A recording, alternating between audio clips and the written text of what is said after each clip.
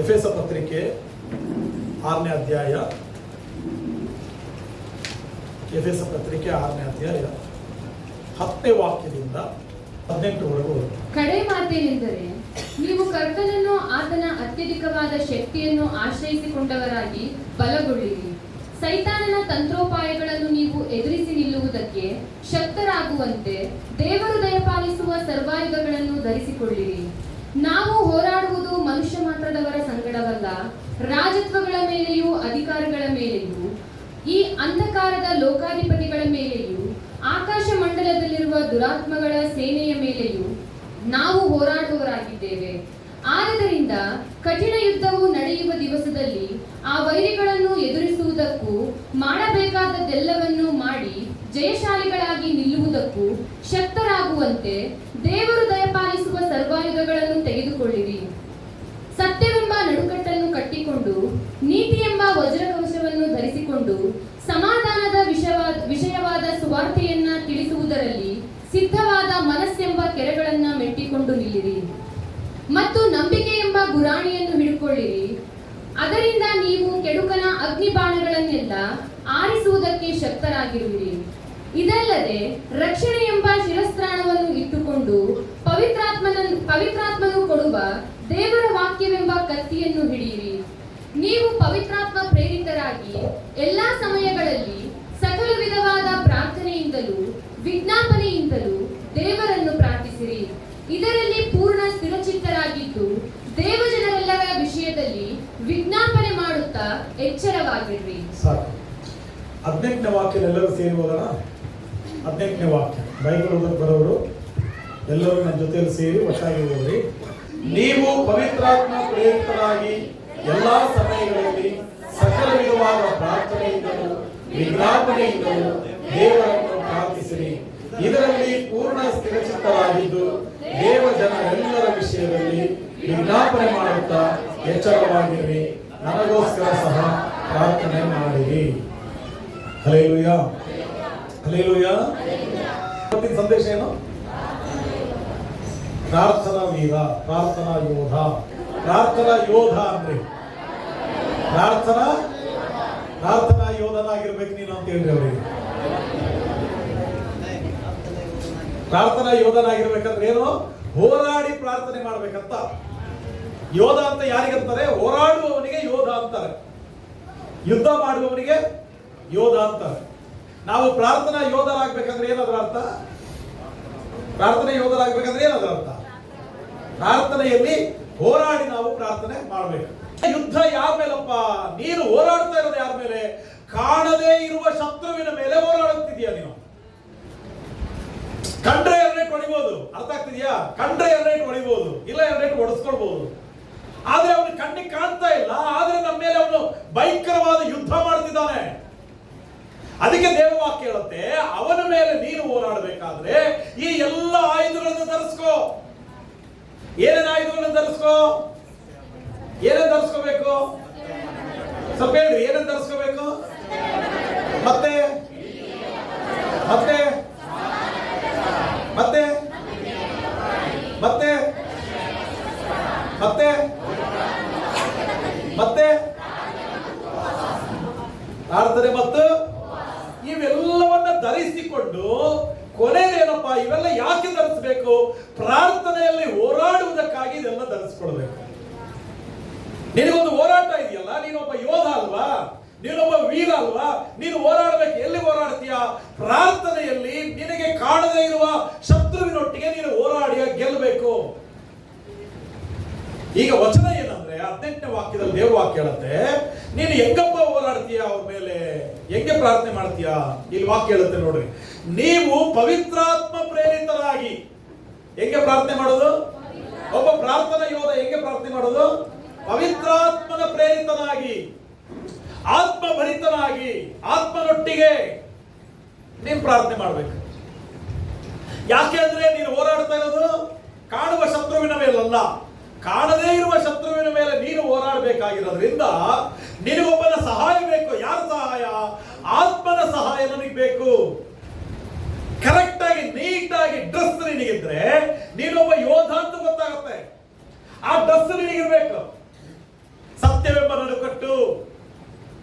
ರಕ್ಷಣೆ ಎಂಬ ಶಿರಸ್ತ್ರಾಣ, ವಾಕ್ಯವೆಂಬ ಕತ್ತಿ, ನೀತಿ ಎಂಬ ವಜ್ರ ಕವಚ, ಇದೆಲ್ಲವನ್ನ ಧರಿಸಿಕೊಂಡು ಆತ್ಮನ ಸಹಾಯದಿಂದ ಕಾಣದೇ ಇರುವ ಶತ್ರುವಿನ ಮೇಲೆ ಯುದ್ಧ ಮಾಡ್ಬೇಕು ನಾವು. ಆತ್ಮನ ಏನ್ ಮಾಡ್ತಾನಾಗಿದ್ರೆ, ಆತ್ಮನ ಏನ್ ಮಾಡ್ತಾನಂದ್ರೆ ನಿನ್ನ ಇಷ್ಟ ಬಂದ ಹಾಗೆ ನಡೆಸಲ್ಲ, ತನಗೆ ಇಷ್ಟ ಬಂದ ಹಾಗೆ ನಡೆಸ್ತಾನೆ. ಅರ್ಥ ಆಯ್ತಾ? ಆತ್ಮನ ಏನ್ ಮಾಡ್ತಾನೆ, ನಿನಗಿಷ್ಟ ಬಂದ ಹಾಗೆ ನಡೆಸಲ್ಲ. ನಿಮ್ ಪಕ್ಕದವ್ರಿಗೆ ಹೇಳ್ರಿ, ಆತ್ಮನು ನಿನಗಿಷ್ಟ ಬಂದ ಹಾಗೆ ನಡೆಸಲ್ಲ, ಅವರಿಗಿಷ್ಟ ಬಂದ ಹಾಗೆ ನಡೆಸ್ತಾನೆ. ನಾನು ನಿಮಗೆ ಹೇಳ, ನಾನು ಕಾರ್ ಡ್ರೈವಿಂಗ್ ಮಾಡ್ತೀನಿ. ನಮ್ಮ ಲೋಕಿ ನಮ್ಮ ಪಕ್ಕದಲ್ಲಿ ಕೂತಿದೆ ಅನ್ಕೊಳ್ರಿ. ಲೋಕಿ ಅಣ್ಣ ಹಿಂಗೆ ಎಡಕ್ ಹೋಗೋಣ ಅಂದ್ರೆ ನಾನೇನಂತೀನಿ, ಸ್ಟೇರಿಂಗ್ ಯಾರ ಕೈಲಿದೆ? ನನ್ನ ಕೈಲಿದೆ. ಆ ಸೀಟಲ್ಲಿ ನಾನು ಕೂತಿದ್ದೀನಿ. ಬೇಡ ಬೇಡ ಸ್ಟ್ರೈಟ್ ಹೋಗೋಣ ಅಂತೀನಿ. ಲೋಕಿಗೆ ಎಡಕ್ ಹೋಗ್ಬೇಕಂತ ಆಸೆ, ಆದ್ರೆ ನಾನು ಸ್ಟ್ರೈಟ್ ಹೋಗ್ತೀನಿ. ಯಾಕಂದ್ರೆ ಸ್ಟೇರಿಂಗ್ ನನ್ನ ಹತ್ರ ಇದೆ. ಈಗ ಲೋಕಿ ಸ್ಟ್ರೈಟ್ ಹೋಗ್ಬೇಕಂದ್ರೆ ಲೋಕಿ ಏನ್ ಮಾಡ್ಬೇಕು? ಅವನತ್ರ ಇದು ಸ್ಟೇರಿಂಗ್ ಇದ್ರೆ ಅವನ ಸೀಟಿಗೆ ಬಂದ್ರೆ ಅವಾಗ ನನ್ನ ಇಷ್ಟದಂಗೆ ಆಗಲ್ಲ, ಅವನ ಇಷ್ಟದಂಗೆ ಹೋಗ್ಬೋದು. ಅರ್ಥ ಆಗಿದೆಯಾ? ನಿನ್ ಸೀಟಲ್ಲಿ ಯಾರಿರ್ಬೇಕು? ನೀನೇ ಇದ್ರೆ ಚೆನ್ನಾಗ, ದೇವರಿದ್ರೆ ಚೆನ್ನಾಗ? ಯಾರಿರ್ಬೇಕು? ಯಾಕೆ? ಅವ್ರಿಗಿಷ್ಟ ಬಂದಂಗೆ ನಡೆಸ್ತಾರೆ, ಅವ್ರು ಬೆಸ್ಟ್ ಆಗಿ ನಡೆಸ್ತಾರೆ, ಬಹಳ ಅದ್ಭುತವಾಗಿ ನಡೆಸ್ತಾರೆ, ಬಹಳ ಚಂದ ಇರುತ್ತೆ ನಮ್ಮ ಜೀವನ. ನಿನ್ನ ಜೀವನದ ಸ್ಟೇರಿಂಗು ಸ್ವಾಮಿ ಕೈಯಲ್ಲಿ ಕೊಟ್ಬಿಡು, ಆತ್ಮನ ಕೈಯಲ್ಲಿ ಕೊಟ್ಬಿಡು. ಸ್ವಾಮಿ ನೀನ್ ಹೆಂಗಪ್ಪ ನಡೆಸ್ತೀಯಾ? ಹಂಗೆ ನನ್ನ ಇಷ್ಟದ ಪ್ರಕಾರ ಬೇಡ, ನಿನ್ನ ಇಷ್ಟದ ಪ್ರಕಾರ ನಡೀತೀನಿ. ನಿನಗೆ ಯಾಕೆ ದೇವರಿಗೆ ಎಲ್ಲ ಆಯುಧಗಳನ್ನ ಧರಿಸುವಂತಿದ್ದಾರೆ ಅಂದ್ರೆ, ಆಯುಧಗಳನ್ನ ಧರಿಸಿಕೊಳ್ಳೋದು ನಿನ್ನ ಕೆಲಸ, ಪ್ರಾರ್ಥನೆ ಮಾಡೋದು ನಿನ್ ಕೆಲಸ, ಆದ್ರೆ ಯುದ್ಧ ಮಾಡೋದು ದೇವರ ಕೆಲಸ. ಹಲ್ಲೆಲೂಯಾ. ಯಾಕೆಂದ್ರೆ ಶತ್ರು ನಿನ್ನ ಕಣ್ಣಿಗೆ ಕಾಣ್ತಾ ಇಲ್ವಲ್ಲ, ಆತ್ಮನಿಗೆ ಕಾಣ್ತಾನೆ ಯಾರು ಶತ್ರು ಅಂತ. ಆತ್ಮನಿಗೆ ಗೊತ್ತು, ಆತ್ಮನ ಯುದ್ಧ ಮಾಡ್ತಾನೆ. ನೀನು ಡ್ರೆಸ್ ಹಾಕೋ, ನೀಟಾಗಿ ಡ್ರೆಸ್ ಹಾಕೋಬೇಕು, ಅದ್ರಲ್ಲಿ ಯಾವುದೊಂದು ಮಿಸ್ ಆಗಬಾರ್ದು. ಆತರ ನೀನು ನಿಂತಿರುವಾಗ ಪರಿಶುದ್ಧ ಆತ್ಮನಾದ ದೇವರು ನಿನ್ನ ಯುದ್ಧದಲ್ಲಿ ಆತನು ಜಯ ಕೊಡ್ಲಿಕ್ಕೆ ಆತನು ಶಕ್ತನಾಗಿದ್ದಾನೆ. ಪೌಲ ಒಂದ್ಸಾರಿ ಹೋಗ್ತಾ ಇದ್ದ, ಆಸ್ಯ ಸೀಮೆಗೆ ಹೋಗ್ತಾ ಇದ್ದ. ಅಲ್ಲಿ ಹೋಗ್ಬೇಡಪ್ಪ, ಮೆಕೆದೋನ್ಯಕ್ಕೆ ಹೋಗುವಂತ ದೇವರಾತ್ಮನು ಕಳಿಸಿದ್ರು. ನಾನು ಹೇಳಿದ್ದಲ್ಲ, ಸ್ಟೇರಿಂಗ್ ಆ ಕಡೆ ತಿರುಗಿಸಿದ್ರು ದೇವರು. ನೀನ್ ಹಿಂಗಲ್ಲಪ್ಪ ಹೋಗ್ಬೇಕಾಗಿರೋದು, ಈ ಕಡೆ ಬಾ ನೀನು. ಯಾಕಂದ್ರೆ ನಿನ್ನ ಸುವಾರ್ತೆಯನ್ನ ಕೇಳಕ್ಕೆ ಕೆಲವು ಕುಟುಂಬಗಳಿದಾವಲ್ಲಿ, ದೇವರ ವಚನವನ್ನ ಕೇಳಕ್ಕೆ ಕೆಲವು ಕುಟುಂಬಗಳಿದಾವೆ, ರಕ್ಷಣೆ ಹೊಂದಲಿಕ್ಕೆ ಕೆಲವು ಕುಟುಂಬಗಳಿದಾವಲ್ಲಿ. ದೇವರ ಮಗನೇ, ದೇವರ ಮಗಳೇ, ಆತ್ಮನಿಗೆ ನಮ್ಮನ್ನು ನಾವು ಒಪ್ಪಿಸಿಕೊಡುವಾಗ ನಮ್ಮ ಇಷ್ಟದಂತೆ ನಡೆಯಲ್ಲ, ದೇವರ ಇಷ್ಟದಂತೆ ನಾವು ನಡೆಯುತ್ತೀವಿ. ನೀನು ಪ್ರಾರ್ಥನಾ ಯೋಧನಾಗಿದ್ರೆ ನಿನ್ನ ಇಷ್ಟದ ಪ್ರಕಾರ ನೀನು ಬದುಕಬೇಡ. ದೇವರೇ, ನಿನ್ನ ಇಷ್ಟ ಏನಪ್ಪ, ನಿನ್ನ ಚಿತ್ತ ಏನಪ್ಪ, ನಿನ್ನ ಆಲೋಚನೆ ಏನಪ್ಪ, ನನ್ನನ್ನು ನೀನು ನಡೆಸು ಸ್ವಾಮಿ, ನನ್ನನ್ನು ಬಲಪಡಿಸಪ್ಪ ಅಂತ ನಿನ್ನನ್ನು ನೀನು ಸಂಪೂರ್ಣವಾಗಿ ದೇವರ ಕೈಗೆ ಒಪ್ಪಿಸಿಕೊಡಬೇಕು. ಯೋಧ ಆದ್ರೆ ಯಾರು ಗೊತ್ತಾ? ಸೋಲನ್ನು ಒಪ್ಕೊಳ್ಳಲ್ಲ ಅವರು. ಯೋಧ ಏನ್ ಮಾಡಲ್ಲ? ಪಕ್ಕದವ್ರಿಗೆ ಹೇಳ್ರಿ, ಯೋಧ ಏನ್ ಮಾಡಲ್ಲ? ಸೋಲನ್ನ ಒಪ್ಕೊಳ್ಳಲ್ಲ. ದೇವ್ರ ಮಕ್ಕಳೇ, ನಿನ್ನ ಎದುರುಗಡೆ ಬರುವಂತ ಎಲ್ಲ ಕಷ್ಟ, ಸಂಕಟ, ಹಿಂಸೆ, ಹೋರಾಟವನ್ನ ನೀನು ಪ್ರಾರ್ಥನೆಯಿಂದ ಗೆಲ್ಲಬೇಕು ಹೊರತು ನೀನು ಸೋಲಬಾರದು. ಒಬ್ಬ ಯೋಧ, ನಾನು ಹೇಳ, ಒಬ್ಬ ಯೋಧ ಸಾಯಕ್ ರೆಡಿ ಇರ್ತಾನ್ರಿ, ಸೋಲಕ್ ರೆಡಿ ಇಲ್ಲ ಅವನು. ಗೊತ್ತಿದೆಯಾ? ಸೋಲೊಪ್ಕೊಳ್ಳಲ್ಲ ಅವನು. ಸಾಯ್ತಬೇಕಾದ್ರೆ ಸೋಲೊಪ್ಕೊಳ್ಳಲ್ಲ. ಆಯ್ತು ನಾನು ಸೋತೆ ಅಂತ ಅವನು ಒಪ್ಕೊಂಡ್ರೆ ಅವನು ಯೋಧನೇ ಅಲ್ಲ. ಒಬ್ಬ ಯೋಧ ಸೋಲನ್ನು ಒಪ್ಕೊಳ್ಳಲ್ಲ. ಒಬ್ಬ ಯೋಧ ಬಹಳ ಚುರುಕಾಗಿರ್ತಾನೆ. ಒಬ್ಬ ಯೋಧ ಎಲ್ಲಾ ಸಮಯದಲ್ಲಿ ಎಚ್ಚರವಾಗಿರ್ತಾನೆ. ಸೈತಾನನು ಎಷ್ಟು ಶೋಧನೆ ತರಲಿ, ನಿನಗೆಷ್ಟು ಸಮಸ್ಯೆ ತರಲಿ, ಎಷ್ಟು ಕಷ್ಟ ತರಲಿ, ಎಷ್ಟು ಅವಮಾನಗಳು ತರಲಿ, ಸೋಲು ಮಾತ್ರ ಒಪ್ಪಬೇಡ. ಇದೀರಾ? ಪ್ರಾರ್ಥನೆ ಮಾಡ್ತಾ ಮಾಡ್ತಾ ಮಾಡ್ತಾ ಮಾಡ್ತಾ ಸತ್ತು ಬಿಡೋದು ಬೇಕಾದ್ರೆ, ಸೋಲು ಒಪ್ಪದು ಬೇಡ. ಹಲ್ಲೆಲೂಯಾ. ದೇವರೇ, ನೀನೇ ಸ್ತೋತ್ರಪ್ಪ, ನಿನಗೆ ಸ್ತೋತ್ರಪ್ಪ, ನಿನಗೆ ಮಹಿಮೆ ದೇವರೇ. ಕಷ್ಟ ತಂದಿದೆಯಾ? ಸ್ತೋತ್ರ. ಸಮಸ್ಯೆಗಳಿದಾವೆ, ಸ್ತೋತ್ರ. ರೋಗಗಳಿದಾವೆ, ಸ್ತೋತ್ರ. ಅಪ್ಪ, ಇದೇ ರೋಗದಲ್ಲಿ ನಾನು ಸಾಯ್ತಿರ್ಬೇಕಾದ್ರೆ ನಾನು ಸೋಲು ಒಪ್ಕೊಳ್ಳಲ್ಲ. ಈಗ ಸ್ವಾಮಿ, ಇದೇ ಕಷ್ಟದಲ್ಲಿ ಸತ್ತು ಹೋಗ್ತಿರ್ಬೇಕಾದ್ರೆ, ಆದ್ರೆ ನಾನೇನೊಪ್ಪಲ್ಲ, ಸೋಲನ್ನು ಒಪ್ಪಲ್ಲ. Hallelujah, hallelujah. ದೇವ್ರ ಮಕ್ಕಳೇ, ನಾನು ಹೇಳ್ತಿದ್ದೀನಲ್ಲ, ಪ್ರಾರ್ಥನೆ ಮಾಡಿ ಪ್ರಾರ್ಥನೆ ಮಾಡಿ ದೇವರ ಹೆಸರು ಹೇಳ್ತಾ ಹೇಳ್ತಾ ಹೇಳ್ತಾ ಸಾಯನ ಬೇಕಾದ್ರೆ, ಆದ್ರೆ ಸೋಲು ಮಾತ್ರ ಒಪ್ಪದು ಬೇಡ. ನಿಮ್ ಪಕ್ಕದವರಿಗೆ ಮಾತು ಹೇಳಬೇಕು.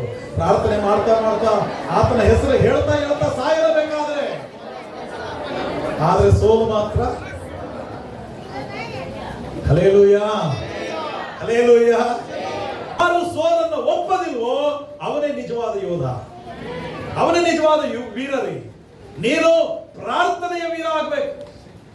ಏಕಾಂತವಾಗಿ ಪ್ರಾರ್ಥನೆ ಮಾಡುವ ಅನುಭವ ಬೇರೆ, ನೀನೊಬ್ಬ ಯೋಧನಾಗಿ ಪ್ರಾರ್ಥನೆ ಮಾಡುವ ಅನುಭವವೇ ಬೇರೆ. ಯಾರಾದರೂ ಹೊಡೆದ್ರೆ ಹೊಡೆಸ್ಕೊಳ್ಳೋರ ತಿರುಗಿ ಹೊಡೆಯೋರ ಹೇಳಿ ಒಂದು ಸ್ವಲ್ಪ. ಹೊಡೆಸ್ಕೊಳ್ಳೋರು ತಿರುಗಿ ಹೊಡೆಯಲ್ಲ, ತಿರುಗಿ ಹೊಡೆಯಲ್ಲ. ಉಳಿದವರು ಇದೀರಾ? ಹೊಡೆಸ್ಕೊಳ್ಳೋರ ಹೊಡೆಯೋರ? ಹೊಡೆಯೋರೆ. ಕರೆಕ್ಟ್. ನಾನು ಯಾಕಿದನ್ನು ಹೇಳ್ತಿದ್ದೀನಿ ಅಂದ್ರೆ, ಕಾಣ್ತಾನೆ ಹೊಡಿತೀವಿ ಸರಿ, ಇವರು ಕಾಣ್ತಾ ಇಲ್ವಲ್ಲ. ನಾವು ಇವ್ರು ಯುದ್ಧ ಮಾಡುವಂತ ಸೈತಾನ್ ನಮಗೆ ಕಾಣ್ತಾ ಇಲ್ವಲ್ಲ, ಅವನನ್ನೇ ಹೊಡಿತೀಯ. ಕಾಣುವ ಮನುಷ್ಯನನ್ನ ಹೊಡಿಬಲ್ವಿ, ಕಾಣುವ ಮನುಷ್ಯನನ್ನ ಬೈಬಲ್ವಿ, ಕೋಪವನ್ನು ತೀರಿಸಿಕೊಳ್ಬಹುದು ನಾವು. ಆದರೆ ಕಾಣದೇ ಇರುವ ಇವನ ಮೇಲೆ ಯುದ್ಧ ಮಾಡೋದೆಂಗೆ? ಹಲ್ಲೆಲೂಯಾ. ಬಹಳ ಬಹಳ ಸವಾಲ್ ರೀ. ಅದಕ್ಕೆ ದೇವರ ವಾಕ್ಯ ಹೇಳುತ್ತೆ, ನಿನ್ ಕೈಯಿಂದ ಅದು ಸಾಧ್ಯ ಇಲ್ಲ, ಕತ್ತಿ ಹಿಡ್ಕೋ, ವಾಕ್ಯವೆಂಬ ಕತ್ತಿ ಹಿಡ್ಕೋ. ಹಲ್ಲೆಲೂಯಾ. ಇವಾಗ ನಾನು ಮತ್ತೊಂದು ಪ್ರಶ್ನೆ ಕೇಳ್ತೀನಿ. ನಾವು ಇದೆಲ್ಲ ಧರಿಸ್ಕೊಂಡಿದೀವಲ್ಲ, ಸತ್ಯವೆಂಬ ನಡುಕಟ್ಟು, ನೀತಿ ಎಂಬ ವಜ್ರ ಕವಚ, ಸಮಾಧಾನವೆಂಬ ಕೆರ, ಗುರಾಣಿ, ಶಿರಸ್ತ್ರಾಣ, ಕತ್ತಿ, ಇದೆಲ್ಲ ನಮ್ಮ ಕೈಯಲ್ಲಿದೆ. ಈಗ ಇದೆಯಾ? ಇದೆಲ್ಲ ಧರಿಸ್ಕೊಂಡಿದೀವ? ಧರಿಸ್ಕೊಂಡಿದೀವ ಇಲ್ಲ? ಧರಿಸ್ಕೊಂಡಿದೀವ ಇಲ್ಲ? ಸ್ವಲ್ಪ ಜೋರಾಗಿ ಹೇಳ್ಬೇಕ್ರಿ. ಧರಿಸ್ಕೊಂಡಿರಾ? ಧರಿಸ್ಕೊಂಡಿದ್ದೀರಾ? ಪಕ್ಕದ ನೋಡ್ರಿ, ಮತ್ತೆ ಹೆಲ್ಮೆಟ್ ಕಾಣ್ತೈತೀನಿ. ಈಗ ಕತ್ತಿ ಹಿಡ್ಕೊಂಡಾರ? ಗುರಾಣಿ ಕಾಣ್ತೈತ? ಕಾಣ್ತಿಲ್ಲ ರೀ. ಧರಿಸ್ತಿದ್ದೀವಿ ಆದ್ರೆ ಕಾಣ್ತಿಲ್ಲ. ಯಾರಿಗೆ ಕಾಣ್ತಿದ್ ಗೊತ್ತಾ? ಅದು ಸೈತಾನನಿಗೆ ಕಾಣ್ತಾ ಇದೆ. ಅರ್ಥ ಆಗಿದೆಯಾ? ಯಾರಿಗೆ ಕಾಣ್ತಿದೆ? ನನಗೆ ಸೈತಾನನ ಕಾಣ್ತಾ ಇಲ್ಲ, ಆತ್ಮನಿಗೆ, ನನ್ನ ಜೊತೆಯಲ್ಲಿರುವ ಆತ್ಮನಿಗೆ, ನನ್ನಲ್ಲಿರುವಂತ ದೇವರಿಗೆ, ನನ್ನ ಜೊತೆಯಲ್ಲಿರುವ ದೇವರ ಆತ್ಮನಿಗೆ, ಆತನಿಗೆ ಕಾಣ್ತಿದೆ ಸೈತಾನ. ಹಲ್ಲೆಲೂಯಾ. ನಮ್ಮಲ್ಲಿರುವ ಆಯುಧಗಳು ನಮಗೆ ಕಾಣ್ತಾ ಇಲ್ಲ, ಸೈತಾನನಿಗೆ ಕಾಣ್ತಿದೆ. ನೀನು ಯಾವ ಆಯುಧವನ್ನು ಧರಿಸಿದೆಯೋ ಆ ಆಯುಧವನ್ನು ನೋಡಿ ಹೆದರ್ತಾನ ಅವನು. ಆಯುಧ ಧರಿಸಿರುವವರ ಹತ್ರ ಸೈತಾನ ಬರಲ್ಲ ರೀ, ನಿನ್ನ ಹತ್ರ ಸುಳಿಯಲ್ಲ ಅವನು. ಪ್ರಾರ್ಥನಾ ಯೋಧ ಅಂದ್ರೆ ನಾನು ಹೇಳಿದ ನಿಮಗೆ, ದೇವರಿಗೂ ಮನುಷ್ಯರಿಗೂ ಮಧ್ಯದಲ್ಲಿ ಧೈರ್ಯವಾಗಿ ನಿಂತ್ಕೊಳ್ಳೋ ಮನುಷ್ಯ ಅವನು ಪ್ರಾರ್ಥನಾ ಯೋಧ. ದೇವರಿಗೂ ಈ ಕಡೆ ಮನುಷ್ಯರಿಗೂ ಅಡ್ಡ ನಿಂತ್ಕೊಳ್ಳೋನ್ರಿ. ನಾನು ನಿಮಗೆ ಇದು ಅರ್ಥ ಆಗೋಕ್ಕೋಸ್ಕರ ನಾನು ಹೇಳ್ತೀನಿ. ಅಬ್ರಹಾಂ ಆದಿಕಾಂಡ 18ನೇ ಅಧ್ಯಾಯ ಮತ್ತು 19ನೇ ಅಧ್ಯಾಯ ನಿಮ್ಮ ಮನೆಗೆ ಹೋದ್ಮೇಲೆ ಓದ್ಕೊಳ್ಳಿ, ನನ್ನ ಕಡೆ ಕೇಳಿಸ್ಕೊಳ್ಳಿ. ಅಬ್ರಹಾಂ ರೀ, ಅವನೊಂದ್ ಸರಿ ಲೋಟ, ಅವ್ರ ಅಣ್ಣನ ಮಗ ಲೋಟ, ಅವನಿಗೂ ಸ್ವಲ್ಪ, ಅವನ ದನ ಕಾಯೋವರೆಗೂ ಇವನ್ ದನ ಕಾಯೋವರೆಗೂ ಸ್ವಲ್ಪ ಜಗಳ ಆಯ್ತು. ಅವಾಗ ಅಬ್ರಹಾಂ ಹೇಳ್ದ, ನೋಡಪ್ಪ, ಸುಮ್ಮನೆ ನಮ್ಮ ಮಧ್ಯದಲ್ಲಿ ಯಾಕಪ್ಪ ಜಗಳ? ನಿನ್ನ ದನ ಕಾಯೋರನ್ನ, ನಿನ್ನ ಆಳುಗಳನ್ನ, ನಿನಗಿರುವ ಆಸ್ತಿ ಪಾಸ್ತಿನೆಲ್ಲ ತಗೊಂಡು, ನಿನಗೆ ಯಾವ ಕಡೆ ಆಸ್ತಿ ಬೇಕೋ ಆ ಕಡೆ ತಗೊಂಡು ನೀನು ಹೋಗು. ನೀನು ಪೂರ್ವಕ್ಕೆ ಹೋದ್ರೆ ನಾನು ಪಶ್ಚಿಮಕ್ಕೆ ಹೋಗ್ತೀನಿ, ನೀನು ಉತ್ತರಕ್ಕೆ ಹೋದ್ರೆ ನಾನು ದಕ್ಷಿಣಕ್ಕೆ ಹೋಗ್ತೀನಿ. ನೀನು ಯಾವ ಕಡೆ ಹೋಗ್ತೀಯಪ್ಪ? ಅವಾಗ ಹಿಂಗೆ ಕಣ್ಣಾಡಿಸಿ ಹಿಂಗ್ ನೋಡ್ದ, ಅಲ್ಲಿ ಬಹಳ ಹಚ್ಚ ಹಸಿರಾಗಿರುವಂತ ಒಂದು ಊರಿತ್ತು, ಸೊದೋಮ್ ಗೊಮೋರ ಅನ್ನುವಂಥ ಪಟ್ಟಣ. ಬಹಳ ಶ್ರೀಮಂತಿಕೆಯಿಂದಿತ್ತು, ಬಹಳ ಅನುಕೂಲವಾಗಿತ್ತು, ನೀರಾವರಿ ಪ್ರದೇಶ, ಅಲ್ಲಿ ಬಹಳ ಚೆನ್ನಾಗಿ ಬದುಕಬಹುದು ಅಂತ ಹೇಳಿ ಇವನು ಆ ಪ್ರದೇಶ ಆರಿಸಿಕೊಂಡು ಆ ಕಡೆಗೆ ಹೋದರೆ. ಅಬ್ರಹಾಮನು ಅದರ ಆಪೋಸಿಟ್ಗೆ ಅಬ್ರಹಾಮನು ಹೋದ. ಸ್ವಲ್ಪ ದಿನ ಕಳೀತು. ದೇವರು ಅಬ್ರಹಾಮನಿಗೆ ಹೇಳಿದ್ರು, ಅಬ್ರಹಾಮ್, ನಾನು ಸೊದೋಮ್ ಗೊಮೋರ ಪಟ್ಟಣವನ್ನ ನಾಶ ಮಾಡ್ಬೇಕಂತಿದ್ದೀನಿ ಅಂದ್ರು. ಏನಂತೆ? ಸೊದೋಮ್ ಗೊಮೋರ ಪಟ್ಟಣನ ಮಾಡ್ಬೇಕಂತಿದ್ದೀನಿ ಅಂದ್ರು. ಅಂದ್ರೆ ಉದಾಹರಣೆಗೆ ನಮ್ಮ ಊರುಗಳು, ಉಚ್ಚನಹಳ್ಳಿ ನಾಶ ಮಾಡ್ಬೇಕಂತಿದ್ದೀನಿ, ಮಾಯಕೊಂಡ ನಾಶ ಮಾಡ್ಬೇಕಂತಿದ್ದೀನಿ, ಆಮೇಲೆ ಯಾವ್ದು ಬಾಳ ನಾಶ ಮಾಡ್ಬೇಕಂತಿದ್ದೀನಿ, ಕಳೂರ್ನ ನಾಶ ಮಾಡ್ಬೇಕಂತಿದ್ದೀನಿ ಅಂದ್ರೆ ಏನಂತೀವಿ ನಾವು? ಆಯ್ತಾಯ್ತು ಮಾಡ್ಸೋಮಿ, ಆಗ್ಬೇಕು ಈ ಜನಗಳಿಗೆಲ್ಲ ಮಾಡಿ ನಾನು ನೀನು ಕಳೂರಿಗೆ ಬೆಂಕಿ ಹಾಕಿದಾಗ ಹೇಳು, ನಾನು ಮಾಯ್ಕೊಂಡಕ್ಕೆ ಹೋಗಿರ್ತೀನಿ ಅಂತ ಅಲ್ಲ. ಆದ್ರೆ ಅಬ್ರಹಾಂ ಹಂಗ್ ಮಾಡ್ಲಿಲ್ಲ. ಅಬ್ರಹಾಂ ಹಂಗ್ ಮಾಡ್ಲಿಲ್ಲ. ದೇವರು ಒಂದು ಕಡೆಯಲ್ಲಿ, ಸೊದೋಮ್ ಗೊಮೋರ ಒಂದು ಕಡೆಯಲ್ಲಿ. ಅವಾಗ ಅಬ್ರಹಾಂ ಏನ್ ಮಾಡ್ತಾನೆ? ದೇವರಿಗೆ ಅಡ್ಡ ನಿಂತ್ಕೊಳ್ತಾನೆ. ದೇವರಿಗೆ ವಿರುದ್ಧ, ದೇವರ ಎದುರುಗಡೆ ಅಡ್ಡ ನಿಂತ್ಕೊಳ್ತಾನೆ. ಹಿಂದುಗಡೆ ಸೊದೋಮ್ ಗೊಮೋರ ಪಟ್ಟಣ. ದೇವರೇ, ಸೊದೋಮ್ ಗೊಮೋರ ಪಟ್ಟಣದಲ್ಲಿ 50 ಜನ ನೀತಿವಂತರಿದ್ರೆ ಏನ್ ಮಾಡ್ತೀಯಪ್ಪ? 50 ಜನ ದೇವ್ರ ಮಕ್ಕಳಿದ್ರೆ ಏನ್ ಮಾಡ್ತೀಯ? ಪಟ್ಟಣ ನಾಶ ಮಾಡ್ಬಿಡ್ತೀಯೇನೋ? ಬೆಂಕಿ ಹಾಕ್ಬಿಡ್ತೀಯೇನೋ? ಅವಾಗ ದೇವರು ಹೇಳಿದ್ರು, ಇಲ್ಲ ಇಲ್ಲ ಅಬ್ರಾಮ್, 50 ಜನ ಇದ್ರೆ ನಾನು ನಾಶ ಮಾಡಲ್ಲಪ್ಪ. ಅವಾಗ ಅಬ್ರಾಮ್ ಹೇಳ್ತಾನೆ, ಸ್ವಾಮಿ ಇನ್ನೊಂದು ಮಾತು, ಅದೇ ಊರಲ್ಲಿ 40 ಜನ ನೀತಿವಂತರಿದ್ರೆ ಏನ್ ಮಾಡ್ತೀಯ? ಅವಾಗ ದೇವರು ಹೇಳಿದ್ರೆ, ಇಲ್ಲಪ್ಪ ನಾನು ನಾಶ ಮಾಡಲ್ಲ. ಮತ್ತೆ ಅಬ್ರಾಮನ್ ಹೇಳ್ತಾನೆ, ಈಗ ಸ್ವಾಮಿ ಒಂದು 20 ಜನ ನೀತಿವಂತರಿದ್ರೆ ಏನ್ ಮಾಡ್ತೀಯಪ್ಪ? 20 ಜನ ನೀತಿವಂತರಿದ್ರು ನಾನು ಊರನ್ನ ನಾಶ ಮಾಡಲ್ಲ. ಇವಾಗ ಅಬ್ರಾಮ್ ಏನ್ ಹೇಳ್ತಾನೆ ಗೊತ್ತಾ? ಸ್ವಾಮಿ ನೀನು ಕೋಪ ಮಾಡಬಾರ್ದು. ಕೇಳಿಸ್ಕೊಳ್ಳಿ, ಏನಂತೆ? ಸ್ವಾಮಿ ನನ್ನ ಮೇಲೆ ನೀನು ಕೋಪ ಮಾಡಬೇಡ. ಅಂದ್ರೆ ದೇವರಿಗೆ ದೇವರ ಎದುರುಗಡೆಯಲ್ಲಿ ಅಡ್ಡ ನಿಂತು ಮಾತಾಡ್ತಿದ್ದಾನ್ರಿ. ಅಡ್ಡ ನಿಂತು, ದೇವರೇ ನೀನು ಕೋಪ ಮಾಡಬೇಡ.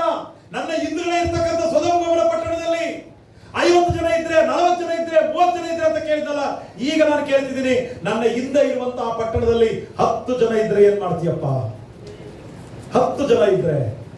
Hallelujah, hallelujah. ದೇವರ ಮಕ್ಕಳೇ, ಇವತ್ತು ನಾವು ನಮ್ಮ ಕುಟುಂಬದಲ್ಲಿ ಕ್ಷೇಮವಾಗಿದ್ದೀವಿ, ಆರೋಗ್ಯವಾಗಿದ್ದೀವಿ, ಚೆನ್ನಾಗಿದ್ದೀವಿ ಅಂದ್ರೆ ನಿಮ್ಮ ಕುಟುಂಬದಲ್ಲಿ ನೀವು ದೇವರನ್ನು ನಂಬಿರುವ ಕಾರಣ. ದೇವರು ನಿಮ್ಮನ್ನು ಅದ್ಭುತವಾಗಿ ಇಟ್ಟಿದ್ದಾರೆ.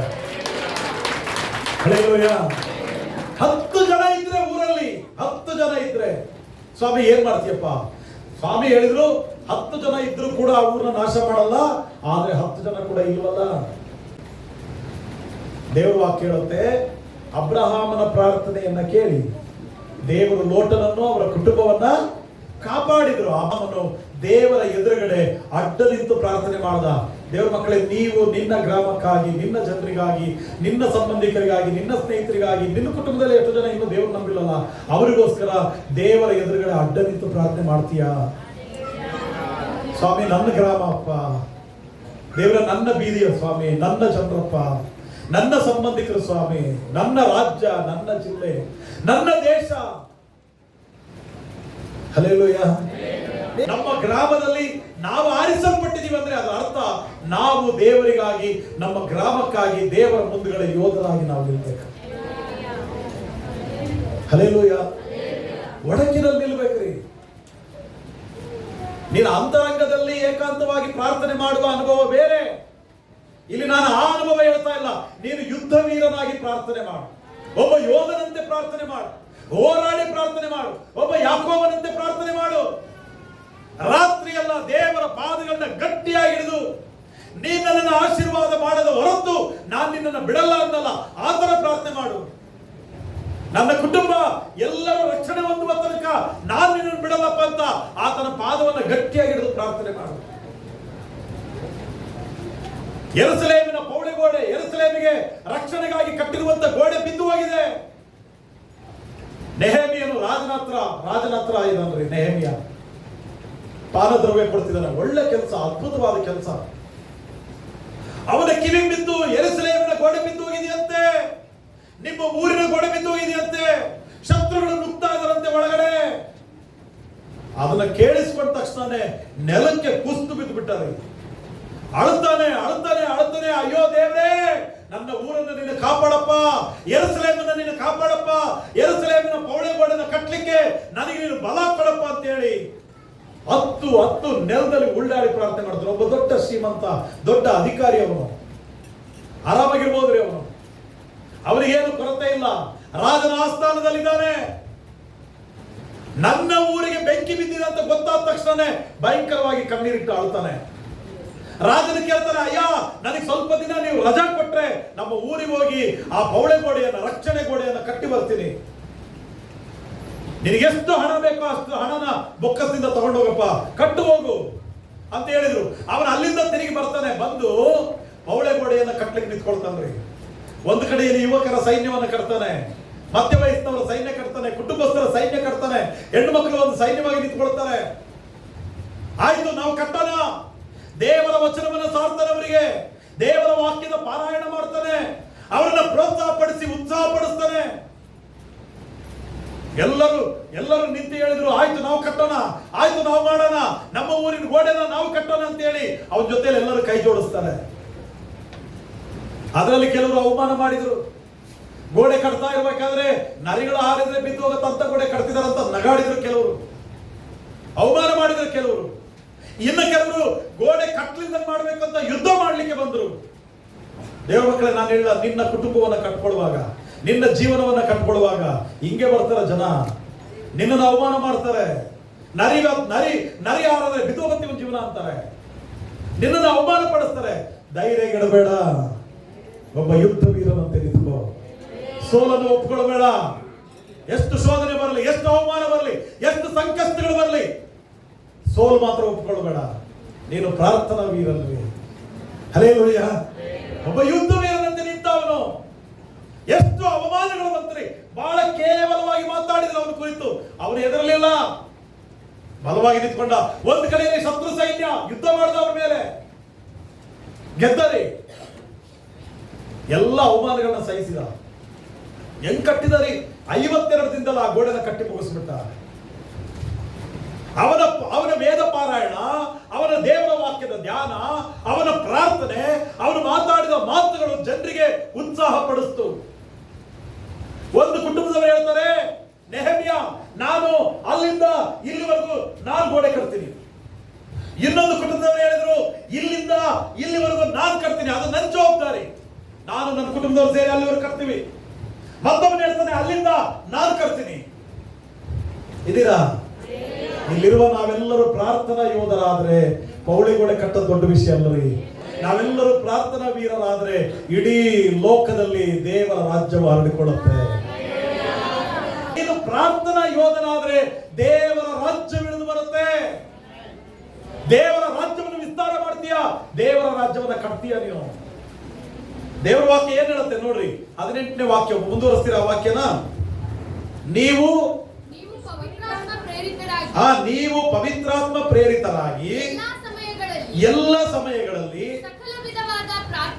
ಸಕಲ ವಿಧವಾದ ಪ್ರಾರ್ಥನೆಯಿಂದಲೂ, ಕೇಳಿಸ್ಕೊಳ್ಳಿ, ಪವಿತ್ರಾತ್ಮ ಪ್ರೇರಿತರಾಗಿ. ನಾನು ಇಲ್ಲಿವರೆಗೆ ಏನ್ ಹೇಳ್ತಿದ್ದೀನಿ, ದೇವರಾತ್ಮನು ನಮ್ಮ ಜೊತೆಯಲ್ಲಿದ್ರೆ ನಮಗಿಷ್ಟ ಬಂದಂಗಲ್ಲ, ದೇವರು ಇಷ್ಟ ಬಂದ ಪ್ರಕಾರ ಈ ಪ್ರಾರ್ಥನಾ ಯೋಧರನ್ನ ದೇವರು ನಡೆಸ್ತಾರೆ. ಇವಾಗ ಎರಡನೇ ಶಬ್ದ ಏನ್ ಹೇಳುತ್ತೆ, ಪವಿತ್ರಾತ್ಮ ಪ್ರೇರಿತರಾಗಿ ಎಲ್ಲಾ ಸಮಯದಲ್ಲಿ. ಯಾವ ಸಮಯದಲ್ಲಿ? ಯಾವ ಸಮಯದಲ್ಲಿ? ಯುದ್ಧ ಮಾಡಕ್ಕೆ ಅಂತ ಒಂದು ಟೈಮ್ ಇದೆಯಾ? ಯುದ್ಧ ಮಾಡಕ್ಕೆ ಎಷ್ಟು ಗಂಟೆಯಿಂದ ಎಷ್ಟು ಗಂಟೆ ತನಕಪ್ಪ ಯುದ್ಧ? ಬೆಳಗ್ಗೆ 8ರಿಂದ ಸಾಯಂಕಾಲ 4 ಗಂಟೆ ತನಕ ಯುದ್ಧ, ಇಲ್ಲ ಮಧ್ಯಾಹ್ನ 3ರಿಂದ 5 ಗಂಟೆ ತನಕ ಯುದ್ಧ, ಹಂಗೆ ಬರೆದಿದೆಯಾ? ಅವ್ರಿಗೆ ಟೈಮ್ ಇಲ್ಲ.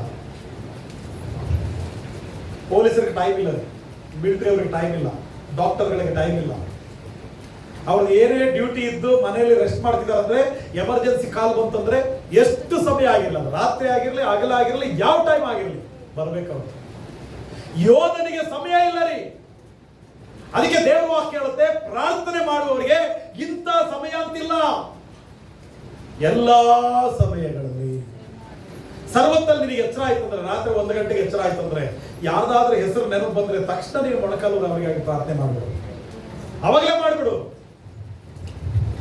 ಅವರಿಗಾಗಿ ಪ್ರಾರ್ಥನೆ ಮಾಡಕ್ಕೆ ನಿನಗೆ ಎಚ್ಚರ ಆಯ್ತು ಏನೋ, ತಕ್ಷಣ ಯಾರ್ದಾದ್ರೂ ಹೆಸರು ನೆನಪು ಬಂತ, ಯಾರೋ ಕಷ್ಟದಲ್ಲಿದ್ದಾರಂತ ನೆನಪು ಬಂತ, ಅಯ್ಯೋ ಅವ್ರು ಏನೋ ಸಮಸ್ಯೆಯಲ್ಲಿ ಬಿದ್ದಿದ್ದಾರಂತ ನೆನಪಾಯ್ತಾ, ನಾನು ನಿಮಗೆ ಹೇಳ್ತೀನಿ, ರಾತ್ರಿ ಎಚ್ಚರ ಆದಾಗ ನಿಮಗೆ ನೆನಪಾದ್ರೆ ಆ ಕ್ಷಣವೇ ನೀವು ಪ್ರಾರ್ಥನೆ ಮಾಡ್ರಿ. ನಿಮ್ಮ ಪ್ರಾರ್ಥನೆ ಅವರ ಜೀವಿತವನ್ನು ಉಳಿಸುತ್ತೆ.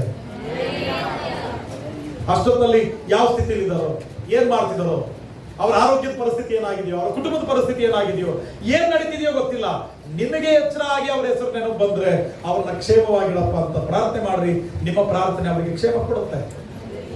ಯಾವ ಟೈಮ್ ಅಂತಿಲ್ಲ ರೀ, ಮುಂಜಾನೆಯಲ್ಲಿ, ಮಧ್ಯಾಹ್ನದಲ್ಲಿ, ರಾತ್ರಿಯಲ್ಲಿ, ಯಾವ ಸಮಯ ನಿನಗೆ ನೆನಪಾಗುತ್ತೋ ಅವಾಗ ಪ್ರಾರ್ಥನೆ ಮಾಡ್ತಾನೆ ಇರು. ನಿಮ್ಮ ಗ್ರಾಮ ಹೇಳಿ ಪ್ರಾರ್ಥನೆ ಮಾಡ್ತಿರ್ಬೇಕು, ನಿಮ್ಮ ಬೀದಿಯ ಜನರ ಹೆಸರಲ್ಲಿ ಪ್ರಾರ್ಥನೆ ಮಾಡ್ಬೇಕು.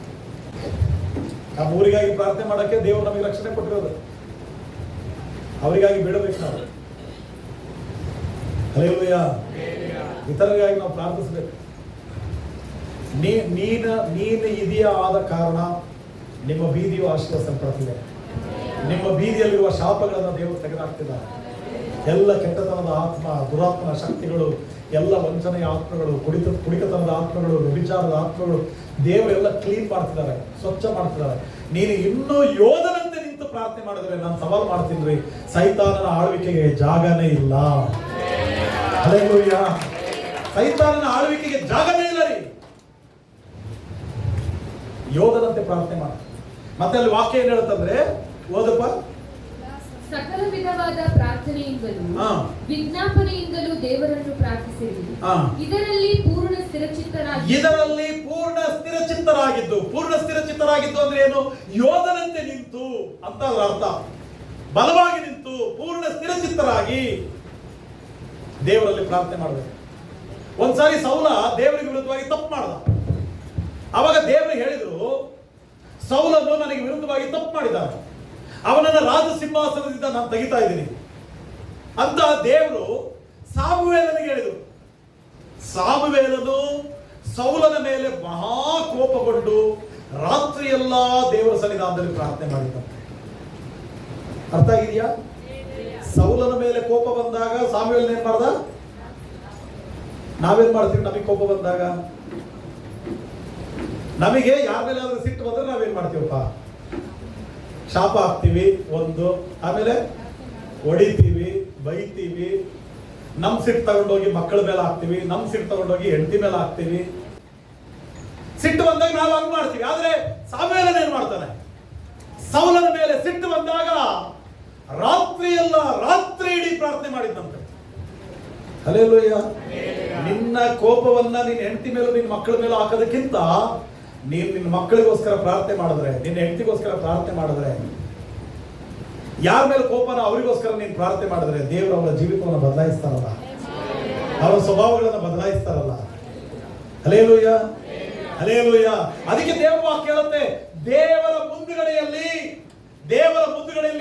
ಯೋಧನಂತೆ ನಿಂತು ಪ್ರಾರ್ಥನೆ ಮಾಡು. ಮೋಶೆ ದೇವರ ಹತ್ರ ಪ್ರಾರ್ಥನೆ ಮಾಡ್ತಾನೆ, ದೇವರೇ ನನ್ನ ಜನರನ್ನ ನೀನು ಕಾಪಾಡಿಲ್ಲ ಅಂದ್ರೆ, ನೋಡ್ರಿ ದೇವರಲ್ಲಿ ಜನರಿಲ್ಲಿ ಮಧ್ಯದಲ್ಲಿ ಮೋಶೆ ನಿಂತಿದ್ದಾನೆ. ಒಂದು ವೇಳೆ ಮೋಶೆನೇ ಸರ್ಕೊಂಡ ಅಂದ್ರೆ ಇವರೆಲ್ಲ ನಾಶ ಆಗೋಗ್ತಾರ್ರಿ. ಕ್ಷಣ ಮಾತ್ರದಲ್ಲಿ ಸತ್ತೋಗ್ತಾರೆ ಇವರು. ಅವರ ಜೀವನ ಇರಲ್ಲ ಅವರಿಗೆ. ಮೋಶೆ ಅಡ್ಡ ನಿಂತಿರುವ ತನಕ ಇಸ್ರಾಯೇಲರು ಕ್ಷೇಮವಾಗಿರ್ತಾರೆ. ಆ ಅಡ್ಡ ನಿಲ್ಲುವವನೇ ಪ್ರಾರ್ಥನಾ ಯೋಧ. ಹಲ್ಲೆಲೂಯಾ. ನಿನ್ನ ಕುಟುಂಬಕ್ಕೆ ನೀನು ಅಡ್ಡ ನಿಂತಿದೀಯ, ಅದಕ್ಕೆ ನಿನ್ನ ಕುಟುಂಬ ಕ್ಷೇಮ ಇದೆ.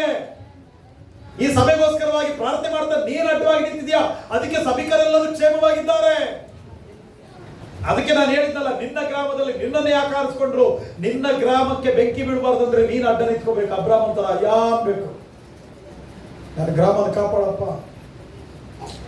ಹಲ್ಲೆಲೂಯಾ.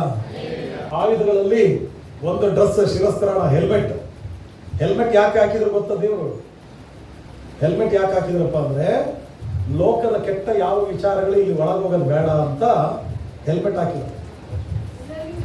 ಪ್ರಾರ್ಥನಾ ಯೋಧನಿಗೆ ಏನಾಗಬಾರ್ದು? ಲೋಕದ ವಿಚಾರಗಳು ಹೋಗ್ಬಾರ್ದು. ಕೆಟ್ಟ ವಿಚಾರ, ಕೆಟ್ಟ ಸಂಗತಿಗಳು, ಕೆಟ್ಟದ್ರ ಮೇಲೆ ಮನಸ್ಸು, ಹೊಲಸಾದ ಮೇಲೆ ಮನಸ್ಸು ಹೋಗ್ಬಾರ್ದು. ಹುಷಾರ ಕಾಪಾಡ್ಕೋಬೇಕಿಲ್ಲ. ಇದೀರಾ? ಇದನ್ನ ಏನ್ ಮಾಡ್ಬೇಕು? ಹುಷಾರಾಗಿ, ಒಳ್ಳೆ ಆಲೋಚನೆ, ಒಳ್ಳೆ ಮಾತು ಇರ್ಬೇಕ್ರಿ. ಅದಕ್ಕೆ ಹೆಲ್ಮೆಟ್ ಹಾಕಿ ದೇವ್ರು ಕಾಪಾಡ್ತೀರ, ರಕ್ಷಣೆ. ಯೋನ ಏನ್ ಹೇಳ್ತಾರೆ ಗೊತ್ತಾ? ಒಂದ್ಸರಿ ಮೀನಿನ ಹೊಟ್ಟೆ ಒಳಗೆ ಬಿದ್ದಲ್ಲ. ಮೀನಿನ ಹೊಟ್ಟೆ ಒಳಗಡೆ ಇದ್ದಾಗ ಅಸಹ್ಯ ವಾಸನೆ, ಹಿಂಸೆ, ಉಸಿರಾಡಕ್ ಆಗ್ತಾ ಇಲ್ಲ, ಭಯಂಕರ ಕಷ್ಟ ಆಯ್ತು ಅವನಿಗೆ. ಆವಾಗ ಮೊಣಕಾಲೂರಿ, ಅಪ್ಪ ದೇವ್ರೇ, ನನ್ನ ತಲೆಯೆಲ್ಲ ಪಾಚಿ ಸುತ್ಕೊಂಡ್ಬಿಟ್ಟೈತಿ, ಭಯಂಕರ ವಾಸನೆ ಸ್ವಾಮಿ, ನನ್ನನ್ನು ಕಾಪಾಡಪ್ಪ ಅಂತ ಕೂಗ್ತಾರೆ. ಏನ್ ಸುತ್ತೈತೆ ನನ್ನ ತಲೆಯಲ್ಲೆಲ್ಲ? ಏನ್ ಸುತ್ತತ್ರಿ?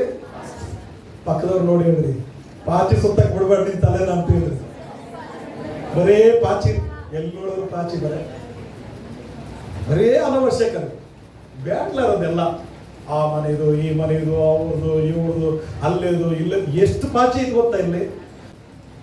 ಅವನ ಅನವಶ್ಯಕ, ಬರೇ ಹೊಲಸು, ಬರೇ ಕೆಟ್ಟದ್ದು, ಬೇಡವಾದದ್ದು. ಆ ಯೋನ ಹೇಳ್ತಾನೆ, ಅಯ್ಯೋ ತಲೆ ತುಂಬಾ ಪಾಚಿ ಸುತ್ಕೊಂಡ್ಬಿಟ್ಟಿದೆ ಸ್ವಾಮಿ, ದಯವಿಟ್ಟು ನನ್ನ ಕಾಪಾಡಪ್ಪ. ಪಾಚಿ ಸುತ್ತಬಾರದು ಅಂತಾನೆ ದೇವ್ರು ಹೆಲ್ಮೆಟ್ ಹಾಕಿರೋದು. ಅರ್ಥ ಆಗಿದೆಯಾ? ಪಕ್ಕದವ್ರಿಗೆ ಹೇಳ್ರಿ, ಪಾಚಿ ಸುತ್ತಬಾರದು ಅಂತಾನೆ ಹೆಲ್ಮೆಟ್ ಹಾಕಿರೋ ದೇವ್ರು. ಹೆಲ್ಮೆಟ್ ಇರೋ ತನಕ ಪಾಚಿ ಸುತ್ತಲ್ಲ ರೀ. ಹಲ್ಲೆಲೂಯಾ. ಅಂದ್ರೆ ಪಾಚಿ ಸುತ್ತಾ ಇದೆ ಅಂದ್ರೆ ಏನಂದ್ರ ಅರ್ಥ? ಹೆಲ್ಮೆಟ್ ಇಲ್ಲ. ಬರೇ ಕೆಟ್ಟದೈ ತಲೆಯಲ್ಲಿ ಅಂದ್ರೆ ಏನಾದ್ರೂ ಅರ್ಥ? ಹೆಲ್ಮೆಟ್ ಇಲ್ಲ. ವಲಸಾದದ್ದನ್ನು ತೆಗೆದುಬಿಡ, ವಲಸಾದದ್ದು ಸೇರಬಾರದು ಅಂತ ದೇವರು ಏನ್ ಮಾಡಿದ್ದಾರೆ? ಶಿರಸ್ತ್ರಾಣ ಹಾಕಿದ್ದಾರೆ, ಹೆಲ್ಮೆಟ್ ಹಾಕಿದ್ದಾರೆ. ಹಲ್ಲೆಲೂಯಾ. ನೀತಿ ಎಂಬ ವಜ್ರ ಕವಚ, ನೀತಿ ಎಂಬ ವಜ್ರ ಕವಚ. ಒಂದು ವೇಳೆ ಅವನು ಬಾಣವನ್ನು ಹೂಡಿದ್ರು ಸಹ ನಿನ್ನ ನಂಬಿಕೆ ಎಂಬ ಗುರಾಣಿಯಲ್ಲಿ ಹಿಡಿಯೋದು ಒಂದು ವೇಳೆ ತಪ್ಪಿದ್ರೆ ಆ ಬಾಣ ಸೀದ ಬಂದು ಎಲ್ಲಿ ಹೊಡೆಯುತ್ತೆ? ಎದೆಗೆ ಹೊಡೆಯುತ್ತೆ. ಎದೆ ಹೊಡಿತದೆ. ಹೃದಯ ಎಡಕ್ಕೈತ ಬಲಕ್ಕೈತ? ಎಲ್ಲೈತೆ? ಎರಡು ಕಡೆ ಐತಾ? ಎಡಕ್ಕೈತ ಬಲಕ್ಕೈತ? ಇದೀಗೆಲ್ಲೈತೆ? ಸೆಂಟ್ರಿಗೆ ಐತ? ಎಡಕ್ಕೆ ಇಲ್ಲಿ ಎಡ ಬಲ ಅಲ್ಲ, ಜೋಬ್ ಐತಲ್ಲ ಅಲ್ಲಿ. ಹಲ್ಲೆಲೂಯಾ. ಎಡಕ್ಕೆ ಇಲ್ಲಿದೆ ಹೃದಯ. ಕೆಲವ್ರದ್ದು ಎಲ್ಲೆಲ್ಲೋ ಇದೆ, ಎಲ್ಲೆಲ್ಲೋ ಇರಬಾರದು. ನಿನ್ ಹೃದಯ ಇದ್ದ ಜಾಗದಲ್ಲೇ ಇರಲಿ, ಆ ಹೃದಯಕ್ಕೆ ದೇವರೇ ಒಡೆಯನಾಗಿರ್ಲಿ ಅಂತ ನೀತಿ ಎಂಬ ವಜ್ರ ಕವಚ ಹಾಕಿದ್ದಾರೆ ದೇವರು. ಇದೀರಾ? ಹಲ್ಲೆಲೂಯಾ. ಕೆಲವ್ರ ಮನುಷ್ಯರದ್ದು ಹೃದಯ ಬಹಳ ರೇರ್ ಅಂತ್ರಿ, ಬಹಳ ರೇರ್. ಅದು ಬಲಗಳಿಗೆ ಇರುತ್ತೆ, ಬಹಳ ರೇರ್. ಲಕ್ಷಕ್ಕೊಬ್ಬರಿಗೋ ಕೋಟಿಗೊಬ್ಬರಿಗೋ ಬಲಕ್ಕಿರುತ್ತೆ. ಆದರೆ ಎಲ್ಲಾ ಮನುಷ್ಯರ ಹೃದಯ ಎಲ್ಲಿರುತ್ತೆ? ಎಡಕ್ಕೆ ಇರುತ್ತೆ. ಅದಕ್ಕೆ ದಾವೀದ ಹೇಳಿದ್ದು ಏನಂತ? ನನ್ನ ಮನವೇ, ಹೇಳ್ತೀರಾ? ಹೃದಯದ ಮೇಲೆ ಕೈ ಇಟ್ಕೊಂಡು ಹೇಳ್ತೀರಾ? ನನ್ನ ಮನವೇ ಆತನ ಉಪಕಾರಗಳಲ್ಲಿ. ಹಲ್ಲೆಲೂಯಾ. ಅದರ ಅರ್ಥ ಏನಂದ್ರೆ ಎಲ್ಲೆಲ್ಲೋ ಹೋಗ್ಬೇಡಪ್ಪ, ದೇವರದರಲ್ಲಿ ಹುಷಾರು. ದೇವ್ರು ಮಾಡಿದ ಉಪಕಾರ ನೆನೆಸ್ಕೊಂಡು ದೇವರನ್ನ ಘನಪಡಿಸ್ತಾ ಇರಪ್ಪ. ಅಲ್ಲಿ ಇಲ್ಲಿ ಅಡ್ಡಾಡ್ಲಿಕ್ಕೆ ಹೋಗ್ಬೇಡ. ಮಾತಾಡಿಲ್ಲ ಅಂದ್ರೆ ಸಾಯ್ತಾರಂತ್ರಿ ಇವನು. ಆ ಹುಡುಗಿ ಮಾತಾಡಿಲ್ಲ ಅಂದ್ರೆ ಸಾಯ್ತಾರಂತೆ. ಆ ಹುಡುಗ ನೋಡಿಲ್ಲ ಅಂದ್ರೆ ಸಾಯ್ತಾಳಂತ್ರಿ ಇವಳು. ನನಗೆ ಎಲ್ಲದರಪ್ಪ ಇವರು ಇಲ್ಲ ಎದಿರ ಕೇಳ್ರಿ ಒಂದ್ಸರಿ, ಅದೇನಪ್ಪ ಇಲ್ಲೇ ಎಷ್ಟು ದೊಡ್ಡರಾಗ್ಬಿಟ್ಟಿರ ನೀವೆಲ್ಲ ಅಂತ. ಭಯ ಇಲ್ಲ ದೇವ್ರ ಭಯ ಇಲ್ಲ.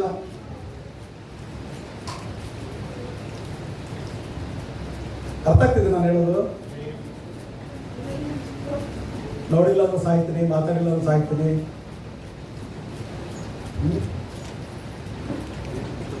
ಫೋನ್ ಮಾಡಿಲ್ಲ ಅಂದ್ರೆ ಅದೇ ಅದನ್ನ ಕಾಪಾಡಕಪ್ಪ. ಇದನ್ನ ಇಲ್ಲಿ ಬಿಡಬಾಡಿದ್ರು ಅಂತ ಹೇಳ್ತಿರೋದು. ಇಲ್ಲಿ ಯಾರಿಗೆ ಕೊಟ್ಟಿದ್ದೆ ಜಾಗ? ಇಲ್ಲಿ ಯಾರಿರ್ಬೇಕು? ಮೊದಲು ದೇವರು ರೀ. ಹಲ್ಲೆಲೂಯಾ. ಅನವಶ್ಯಕ ರೀ. ಬರೀ ನಾನು ಹೇಳಿದ್ನಲ್ಲ, ಇಲ್ಲಿ ಪಾಚಿ ಸುತ್ಕೊಂಡಿದೆ. ಸ್ವಚ್ಛ ಮಾಡ್ಬೇಕು, ನಾವು ಅದು ಕ್ಲೀನ್ ಮಾಡ್ಬೇಕು. ನೀನೊಬ್ಬ ಪ್ರಾರ್ಥನಾ ಯೋಧನ ಆಗ್ಬೇಕಂದ್ರೆ ಫಸ್ಟ್ ಕ್ಲೀನ್ ಮಾಡ್ಬೇಕು. ತಲೆ ಕ್ಲೀನ್ ಮಾಡ್ಬೇಕು, ಹೃದಯ ಕ್ಲೀನ್ ಮಾಡ್ಬೇಕು. ಕೆರೆಗಳನ್ನ ಮೆಟ್ಟಿಕೊಂಡ್ರಿ ಅಂತ ಯಾಕಂದ್ರು? ನಾನು ಎಷ್ಟೊಂದು ಸಾರಿ ನಮ್ಮ ಹುಡುಗರಿಗೆ ಬರೆ ಕಾಲಲ್ಲಿ ಅಡ್ಡಾಡ್ತಿದ್ರು ಬಂದ್ರೆ ಚಪ್ಪಲಿ ಹಾಕೊಳ್ರಿ, ಯಾಕೆ ಹಾಕೊಳ್ಳಲ್ಲ ಅಂತೀನಿ ನಾನು. ಚಪ್ಪಲಿ ಹಾಕೊಂಡು ಯಾಕೆ ನಾನು ಆತರ ಹೇಳ್ತೀನಿ ಅಂದ್ರೆ ಮುಳ್ಳು ಚುಚ್ಚವು, ಇಲ್ಲ ಕಲ್ಲು ಚುಚ್ಚವು, ಇಲ್ಲ ಅಂದ್ರೆ ಮಣ್ಣಿನ ಮೇಲೆ ರೋಗಾಣುಗಳಿರ್ತಾವೆ. ವೈರಸ್ ಅಟ್ಯಾಕ್ ಆಗಿತ್ತು, ಚಪ್ಪಲಿ ಹಾಕೊಳ್ರಿ ಅಂತ ಹೇಳ್ತೀನಿ. ಅಲ್ಲ, ನನಗಿಷ್ಟು ಕಾಳಜಿ ಇರಬೇಕಾದ್ರೆ ನನ್ನ ದೇವರಿಗೆ ಎಷ್ಟು ಕಾಳಜಿ ಇರಬೇಕು. ಅದಕ್ಕೆ ಸ್ವಾಮಿ ಹೇಳಿದ್ ಸಮಾಧಾನ ಚಪ್ಪಲಿ ಹಾಕೊಳ್ಳ ಸಮಾಧಾನ ಜೀವನ. ಹಲ್ಲೆಲೂಯಾ. ಸಮಾಧಾನವಾಗಿ ನಡಿಬೇಕು, ಸಮಾಧಾನವಾಗಿ ಹೋಗ್ಬೇಕು, ಸಮಾಧಾನವಾಗಿ ಬದುಕಬೇಕು. ಸಮಾಧಾನ. ಅವನ ಅಷ್ಟು ನೀಟಾಗಿ ಬಾಣ ಹಾಕುವಾಗ, ಶೋಧನೆಗಳನ್ನು ಬೀಸುವಾಗ ನಿನ್ನ ಕೈಯಲ್ಲಿ ನಂಬಿಕೆ ಎಂಬ ಗುರಾಣಿ ಇದೆಯಲ್ಲ, ಇಡೀ ಅಡ್ಡ ಅದನ್ನ. ಹಲ್ಲೆಲೂಯಾ. ದೇವರು ಅದಕ್ಕೆ ಕೊಟ್ಟಿರೋ ನಂಬಿಕೆನ. ದೇವರಿದ್ದಾರೆ ನನಗೆ ಈ ತರದ 1000 ಬಾಣಗಳನ್ನು ಬೀಸಿದ್ರು ನನ್ನ ಕೈಯಲ್ಲಿ ದೇವರು ಗುರಾಣಿ ಕೊಟ್ಟಿದ್ದಾರೆ. ನಂಬಿಕೆಯನ್ನು ಉಪಯೋಗ ಮಾಡ.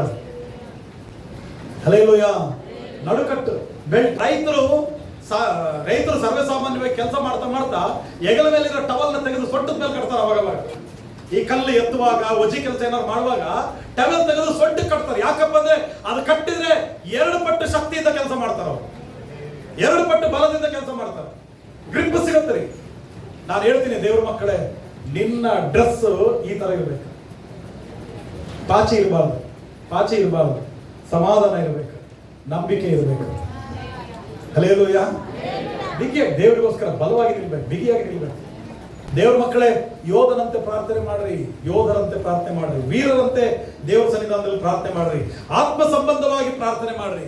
ನಿಮ್ಮ ಸುತ್ತಲೂ ಇರುವಂತಹ ಪರಿಸ್ಥಿತಿಯನ್ನು ನೋಡುವಾಗ ಆ ಪರಿಸ್ಥಿತಿಗಳು ನಿಮ್ಮನ್ನ ಪ್ರಾರ್ಥನೆ ಮಾಡಲಿಕ್ಕೆ ಪ್ರೇರೇಪಣೆ ಮಾಡಬೇಕು. ಅದಕ್ಕೆ ದಾವೀದನು ಹೇಳ್ತಾನೆ, ಸ್ವಾಮಿ ಪ್ರಜೆಗಳ ಮೇಲೆ ನೀನು ದಯೆ ಕೊಟ್ಟ ಹಾಗೆ ನನಗೂ ನೀನು ದಯೆ ಕೊಡಪ್ಪ. ಮೋಶೆ ಹೇಳ್ತಾನೆ, ಸ್ವಾಮಿ ನನ್ನ ಹೆಸರನ್ನ ನೀನು ತೆಗೆದುಬಿಡು ಸ್ವಾಮಿ, ಪರವಾಗಿಲ್ಲ, ಪರಲೋಕದಲ್ಲಿ ನನ್ನ ಹೆಸರು ತೆಗೆ, ಆದ್ರೆ ನನ್ನ ಜನರನ್ನು ನೀನು ಕಾಪಾಡಪ್ಪ. ಇವನು ಅಬ್ರಾಮ್ ಹೇಳ್ತಾನೆ, ಸ್ವಾಮಿ 50 ಜನ ಇದ್ರೆ, 40 ಜನ ಇದ್ರೆ, 30 ಜನ ಇದ್ರೆ, 10 ಜನ ಇದ್ರೆ ಏನ್ ಮಾಡ್ತೀಯ ಸ್ವಾಮಿ, ದೇವರಿಗೆ ಪ್ರಶ್ನೆ ಮಾಡಿ ದೇವರ ಮುಂದೆ ಧೈರ್ಯವಾಗಿ ನಿಂತು ಮಾತಾಡಿ ಪ್ರಾರ್ಥನೆ ಮಾಡ್ತಾನೆ. ದೇವರ ಮಕ್ಕಳು, ನಿನ್ನ ಕುಟುಂಬಕ್ಕಾಗಿ ನೀನು ಅಳ್ತೀಯ, ಕುಟುಂಬಕ್ಕಾಗಿ ನೀನು ಪ್ರಾರ್ಥನೆ ಮಾಡ್ತೀಯ,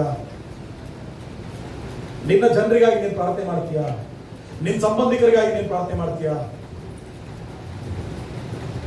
ಯಾರು ನಿನ್ನ ಅವಹೇಳನ ಮಾಡ್ತಿದ್ದಾರೋ ಅವರ ರಕ್ಷಣೆಗಾಗಿ ಪ್ರಾರ್ಥನೆ ಮಾಡು. ಯಾರು ನಿನ್ನನ್ನು ಅವಮಾನ ಮಾಡ್ತಿದ್ದಾರೋ ಅವ್ರ ಮೇಲೆ ಕೋಪ ಮಾಡಬೇಡ, ಅವರ ರಕ್ಷಣೆಗಾಗಿ ಪ್ರಾರ್ಥನೆ ಮಾಡು. ಯಾರು ನಿನ್ನನ್ನು ತೊಂದರೆ ಪಡಿಸ್ತಾರೋ ಅವರಿಗಾಗಿ ಪ್ರಾರ್ಥನೆ ಮಾಡು. ದೇವರು ವಾಕ್ಯ ಹೇಳುತ್ತೆ, ನಿನ್ನ ಶತ್ರುಗಳಿಗಾಗಿ ನೀನೇನ್ ಮಾಡು, ಪ್ರಾರ್ಥನೆ ಮಾಡು. ಅಂಥವರಿಗಾಗಿ ಪ್ರಾರ್ಥನೆ ಮಾಡು. ಒಬ್ಬ ಪ್ರಾರ್ಥನಾ ಯೋಧನಾಗಿ ನಿಂತ್ಕೋ. ಇದೊಂದು 5 ಜನರಿಗೆ ಹೇಳಿದ್ರೆ ಅಕ್ಕಪಕ್ಕದವ್ರಿಗೆ ನಾನು ನಿಲ್ಲಿಸ್ತೀನಿ. ಪ್ರಾರ್ಥನಾ ಯೋಧನಾಗಿ ನಿಂತ್ಕೋ. ನಿನ್ನ ಕುಟುಂಬಕ್ಕೋಸ್ಕರ, ನಿನ್ನ ಸಭೆಗೋಸ್ಕರ, ನಿನ್ನ ಗ್ರಾಮಕ್ಕೋಸ್ಕರ, ನಿನ್ನ ರಾಜ್ಯಕ್ಕೋಸ್ಕರ ಪ್ರಾರ್ಥನಾ ಯೋಧನಾಗಿ ನಿಂತ್ಕೋ. ಪ್ರಾರ್ಥನಾ ಯೋಧರಾಗಿ ನಿಂತ್ಕೋ. ಹಲ್ಲೆಲೂಯಾ. ದೃಢವಾಗಿ ನಿಲ್ಬೇಕು, ಬಲವಾಗಿ ನಿಲ್ಬೇಕು, ಆತ್ಮದಲ್ಲಿ ನಿಲ್ಬೇಕು. ನಿಮಗೆ ನಾನು ಮಾತು ಹೇಳ, ಸೈತಾನನು ಹೆಂಗ್ ಬರ್ತಾನಪ್ಪ? ಸೈತಾನನು ಹೆಂಗಿರ್ತಾನೆ? ಸೈತಾನನು ನಾವು ಅನ್ಕೊಂಡಿರೋದೇನು, ಬಹಳ ಜನ ಅನ್ಕೊಳ್ಳೋದೇನು, ಸೈತಾನನಿಗೆ 2 ಕೋಡ್ ಇರ್ತವೆ, ಆಮೇಲೆ ಸೈತಾನನು ಕಪ್ಪು ಡ್ರೆಸ್ ಹಾಕೊಂಡಿರ್ತಾರೆ, ಕಪ್ಪು ಡ್ರೆಸ್ 2 ಕೋಡು, ಈ ತರ ಊಹೆ ಮಾಡ್ತೀವಿ. ಸೈತಾನ ಅಂದ್ರೆ ಹಿಂಗೆ, ಸೈತಾನ ಅಂದ್ರೆ ಆ ತರ ಇರ್ತಾನೆ. ಸೈತಾನನು ನಿನಗೆ ಯಾವುದು ಬಲಹೀನತೆಯೋ ಅದನ್ನ ನಿನ್ನ ಹತ್ರ ಕಳಿಸ್ತಾನೆ. ದಾವೀದನಿಗೆ ಬೆಚ್ಚಗಳು ಬಲಹೀನತೆ, ಸಂಸೋನನಿಗೆ ದಲೈಲಳು ಬಲಹೀನತೆ. ನಾನು ಮತ್ತೆ ಹೇಳ್ತೀನಿ, ನಿನ್ನ ಹೃದಯಕ್ಕೆ ದೇವರೇ ಒಡೆಯನಾಗಿರ್ತಾರೆ. ನಿನ್ನ ಆಲೋಚನೆ ಪರಿಶುದ್ಧವಾದದ್ದಾಗಿರ್ಬೇಕು. ಇದ್ದೀರಾ? Hallelujah, hallelujah. ದಲೈಗಳ ಸುದ್ದಿಗೆ ಹೋಗ್ಬೇಡ, ಬೆಚ್ಚಗಳ ಸುದ್ದಿಗೆ ಹೋಗ್ಬೇಡ.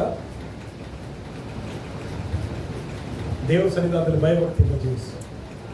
ದೇವರು ನಿನಗೋಸ್ಕರ ಉತ್ತಮವಾದ ಅದ್ಭುತವಾದ ಜೀವನ ಇಟ್ಟಿದ. ನಿನ್ನ ಭವಿಷ್ಯತನ್ನ ದೇವರ ಅದ್ಭುತವಾಗಿ ರೂಪಿಸ್ತಾರೆ. ದೇವರಿಗೆ ಗೊತ್ತಿದೆ, ನಮ್ಮ ಜೀವನದ ಎಲ್ಲ ಪರಿಸ್ಥಿತಿಗಳು ದೇವರಿಗೆ ಗೊತ್ತಿದೆ. ಹಂತ ಹಂತವಾಗಿ ಬದಲಾಯಿಸುವುದಕ್ಕೆ ನನ್ನ ದೇವರು ಶಕ್ತನಾಗಿದ್ದಾನೆ. ನಮ್ಮ ಜೀವನ ಎಂಥ ಪರಿಸ್ಥಿತಿಗಳಲ್ಲಿ ಸಿಕ್ಕಾಕೊಂಡಿದ್ರು ಸಹ ಅದನ್ನ ಬಿಡಿಸಿ ಬಿಡಿಸಿ ಬಿಡಿಸಿ ಬಿಡಿಸಿ ನಮ್ಮನ್ನು ಹೊರಗೆ ತರಲಿಕ್ಕೆ ನನ್ನ ದೇವರು ಶಕ್ತನಾಗಿದ್ದಾನೆ. ಹಲ್ಲೆಲೂಯಾ.